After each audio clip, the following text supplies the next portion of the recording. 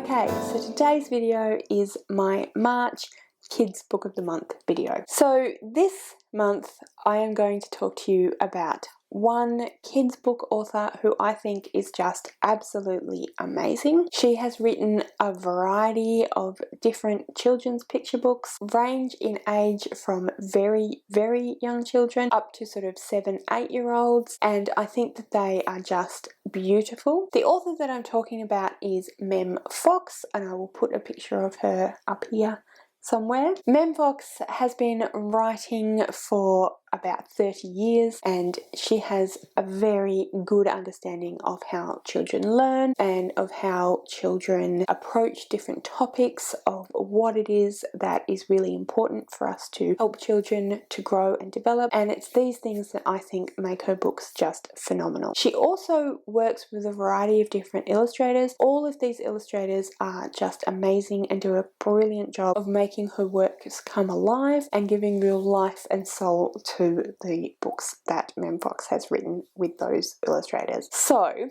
I've got a few that I want to show you. These are by no means an exhaustive list of Mem Fox works. I definitely recommend, if you have children or you teach young children, that you do look up Mem Fox as an author, and I think you will find some really great stuff for all sorts of different occasions if you have or teach young children. So the first one that I want to show you is this one here, which is Where is the Green Sheep by Mem Fox and Judy Horick. So this one, as you can probably tell, is a board book.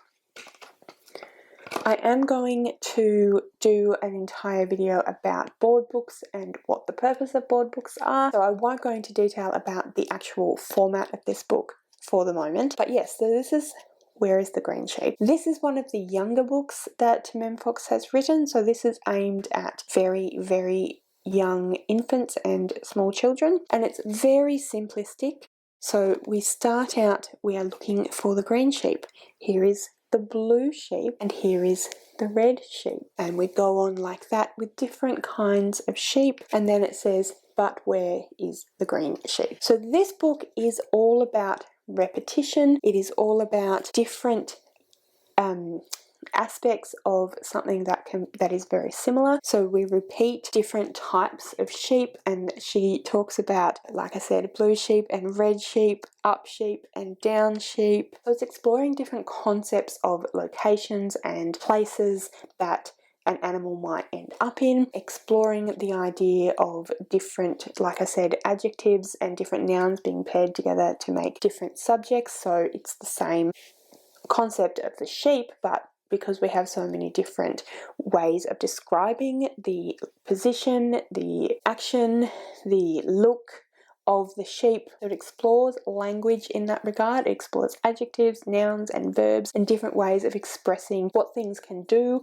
and look like and be. So I think that is absolutely amazing. Young children really need repetition to be able to learn language and to be able to start to recognize what different words actually symbolize and mean. So in this instance, we have many different pictures of sheep doing all sorts of things, but we have that constant repetition of the sheep where we are constantly looking for the green sheep. So we're repeating that one thing, so we can start to have children understand that you might have various different things that a book is doing, but ultimately there is usually one main goal or one main storyline or one main topic that it's trying to introduce to you, and in this instance it is the green sheep. Where is the green sheep? I also love this because children really like to have something like that that will engage them. So the hunt for the green sheep is something that will really engage children and really make them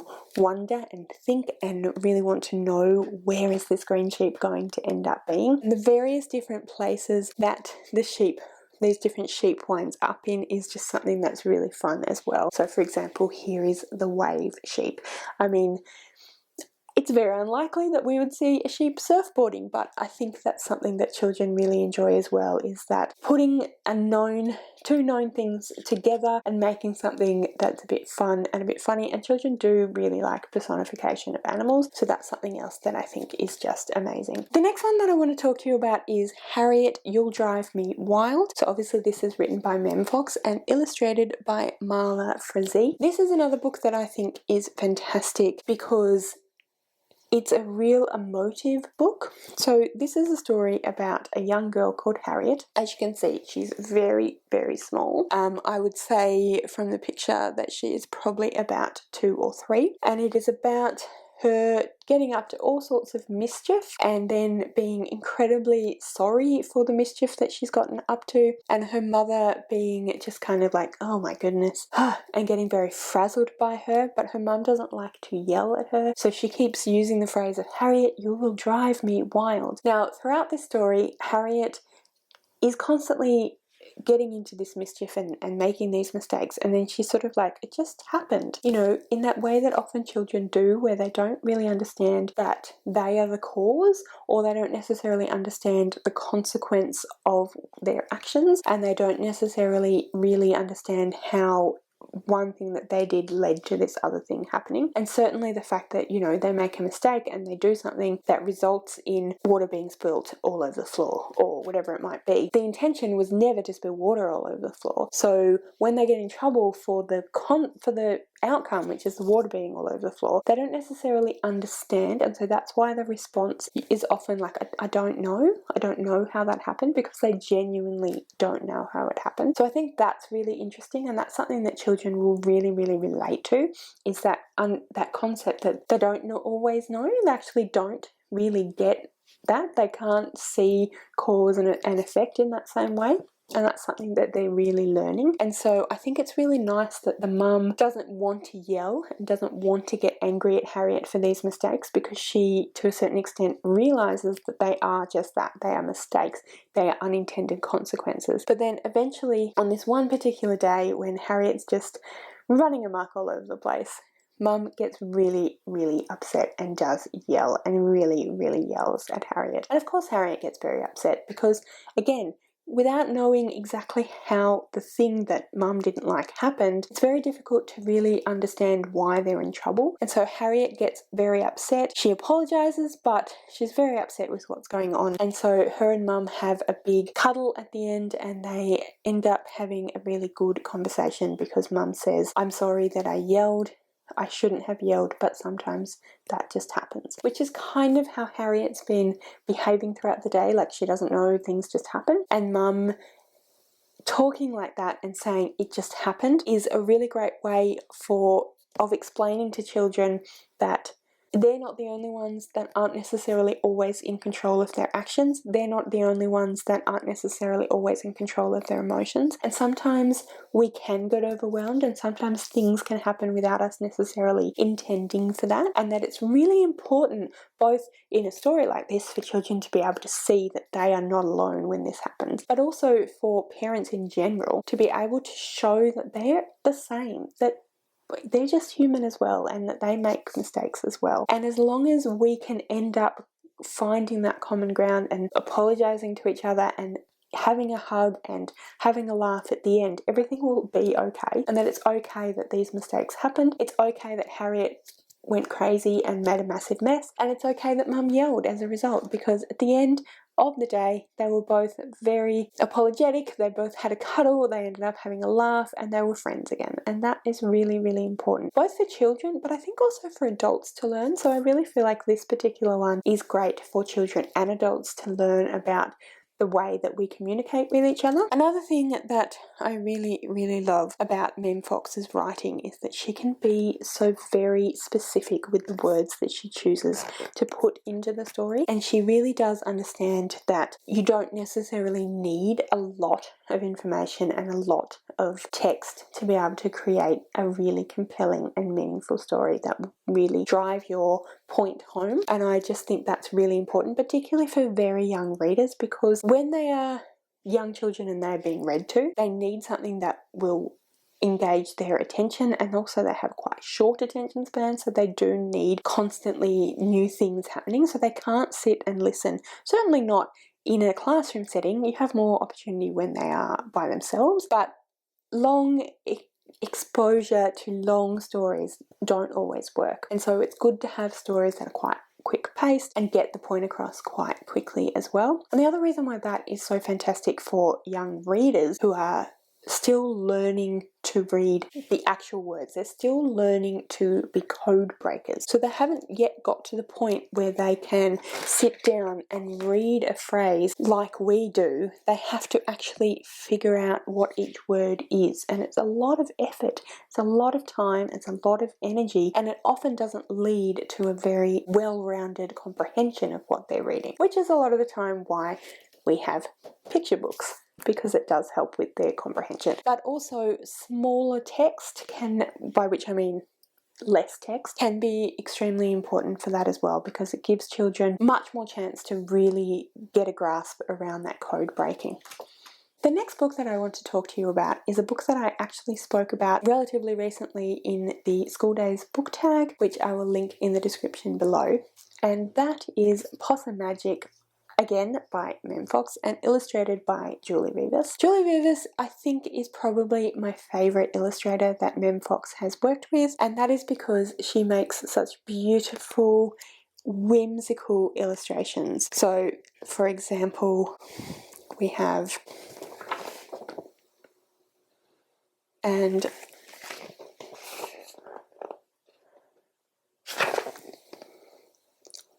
I just love these illustrations. I think they are just beautiful and really evoke the sense of magic in this book. So Possum Magic is about two possums, Grandma Poss and her granddaughter Hush. When Hush is very young, Grandma Poss does some bush magic which makes Hush invisible. She does this in order to keep Hush safe, but as Hush grows, she realizes that she doesn't want to be invisible anymore. Grandma Poss does search through all of her spell books, but she can't find the spell to turn Hush back to being visible again. But she does realize that it had something to do with food, and by that she means human food. So they spend quite a bit of time traveling around Australia looking for the food that will make Hush visible again. It is such a fun, whimsical adventure of a story. It is a fantastic book to read if you happen to be Australian. I still think that it's amazing for anyone, and I don't think that you would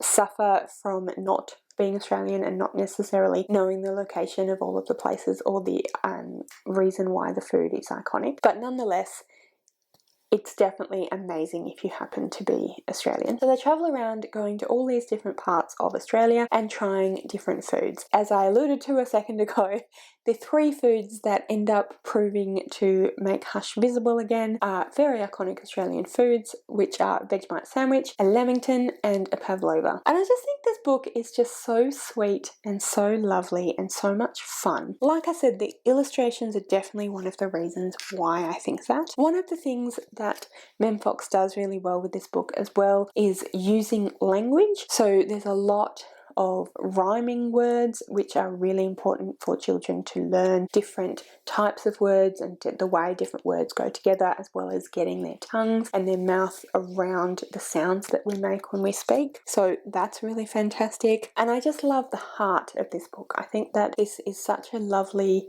story about family and about love for each other and about looking after each other and about really listening to what each other wants and trying to do what's best for the other person, even if you are not necessarily doing, like Grandma Poss did what she thought was the best thing, but then it didn't end up being the best thing, so she had to undo it. And I think that's really important as well, is that understanding that we don't always make the right choices, but that ultimately it will all end up okay if you are doing the best that you can, which is of course a very simplified version of reality, but it is a kid's book after all. So two more left.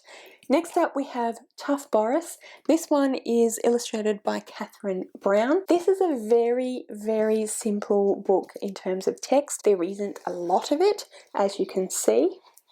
It is mostly illustrations, and I do think that Catherine Brown did an amazing job with these illustrations. They are just so vital. They are so just beautifully drawn. They look like paintings. They're so colourful. I just think that these pictures are amazing, and they really do tell most of the story through the actual pictures, so you really get an understanding of the lives that these pirates lead and the way that things work on a ship and what they look like, and all of that sort of thing is done through the illustrations, which again is something that is really important for children to grasp an understanding of story and to really see how things are supposed to be working and what the actual, for the comprehension. And I really love the fact that this is a book that if they don't really read very well, they will still get a lot out of, because those illustrations are so compelling and tell such a good story. But the ultimate point of this book is to tell a story about these tough pirates and how at the end of the day all pirates cry. So it's really allowing children to understand that when something that makes you sad happens, it's okay to cry. And I think that's a really, really important lesson for children to learn. I think it's a really, really important thing for children to be able to think about and to talk about and to learn, and I just think this is such a cool, fun way of doing it. This is a great one for lessons as well. If you happen to be a teacher or early childhood educator, definitely recommend using this for a variety of different lessons. Okay, so the final book that I want to talk to you about is Wilfrid McDonald's Partridge, and this one is illustrated by Julie Vivas again. This is still a kid's picture book, but I think this is aimed at slightly older children, so more like 7, 8-year-olds. Part of the reason for that is because there is quite a lot more text on each page, so the actual text itself is more dense, and so children need to have that greater attention span, that greater ability to sit still and listen, and also if they're doing the reading themselves, they do need to have a greater grasp of the actual code breaking so that they can read that and get more out of it from a comprehension point of view. This is a great book for, I think, any classroom if you want to use it as a lesson or to read to children, but like I said, if they're younger, it might be one to put in a library rather than to sit and read to a class. I think it would still potentially work one-on-one. This story is about a young boy called Wilfrid McDonald Partridge, and he lives next door to an old people's nursing home. So many of his friends are elderly, and he spends a lot of time talking to these elderly people that live next door to him. And it describes quite a few of the different people that he interacts with and gives you a little bit of an idea of what things Wilfrid Gordon specifically notices or knows about these people. So in that sense, it's really good because, like, for example, he liked Mrs. Jordan, who played the organ. He played with Mr. Tippett, who was crazy about cricket. So as you guys are no doubt aware, small children might not necessarily think about a holistic person. They might just notice one thing or two things about someone. If you've ever heard a child say that, they want to go to someone's house because they have the best toys, it's often one specific thing that has really captured their attention. So I think that's really, really interesting, and it will really make children understand and empathize and engage with the story. It's also, again, another great use of rhyming and that sort of lyrical language. So Mrs. Jordan, who played the organ, Tippett cricket, but his favourite person of all was Miss Nancy Alison Delacourt Hooper, because she had 4 names just as he did. So I really love that as well, because it really shows how children can grasp things about other people based on how familiar it is to them, and that is something that's really important. I mean, we all do that. When we do our wrap-ups, we talk about books that we relate to for a variety of reasons, and children are no different. It's really helpful if you are reading to children or running a lesson with children or anything of that nature. If you can make it something that they can relate to in some way, it will really help them to pay attention, engage, and therefore understand. And one day, Wilfrid Gordon overhears his parents talking about how Miss Nancy is losing her memory. He doesn't really understand what that means, so he goes next door to the old people's home and he asks all these different characters what is a memory, and they give him lots of different answers. So for example, something warm, something from a long time ago, something that makes you laugh, something that makes you cry, something as precious as gold. And this doesn't really entirely help Wilfrid Gordon because he really wants to go and help Miss Nancy get her memory back, but memories aren't something that are a memory isn't something that's very easy to explain, certainly not to a small child, and even to ourselves it's very difficult to kind of explain what actually is memory. I love that all these different answers are so very ambiguous and so very different, because I really feel like there are so many concepts in the world that are very arbitrary in a lot of ways, and so people put their own spin on things and make their own explanation of things. So when you then go to explain to someone else, it makes it really hard to do so. But there's something very whimsical and sweet about all of these different descriptions of a memory. Charlie has a really good think about all of these different descriptions that he has been given, and he goes and gathers a bunch of different things that meet those different descriptions. So he gets some shells, he gets a puppet on a string, which always makes people laugh, he gets a medal that his grandfather gave him, and then he gets a football because to him it's as precious as gold. And he puts all these things in a basket and he takes them over to Miss Nancy and gives them to her. And initially she doesn't really comprehend why this very strange little boy has given her a bunch of random items, but looking through this basket of different items and touching them and feeling them and talking to Wilfrid Gordon about them really helps her to actually start to remember different things and different experiences that she's had. And so in the end it means that Wilfrid Gordon has given his friend her memory back to a certain extent. I just think this book is so sweet and whimsical and lovely, and I just really enjoy this one, and I definitely think that it's a lovely one to read to children. That's a slightly longer book of the month than we've had in recent times. Hopefully you have enjoyed all of the different books that I've talked to you about today. If you have any comments about any of the books that I talked about, if you have any books that you would like me to talk about in future videos, please do comment below and let me know. I would love to know. If you'd like to follow me on any of my social media, then please do find those details in the description below as well. I do also have a parenting channel. I haven't actually uploaded anything to it recently, but it still has all of my different uploads from the past, and they are lots of different things about different ways that children develop, different ways that we can help them to grow and learn. So if you'd like to know more of my thoughts about parenting and child development and education, then check out that link in the description below as well. Anyway guys, that's it from me today. Thank you so much for watching. I really do hope that you enjoyed this video, and I will see you next time.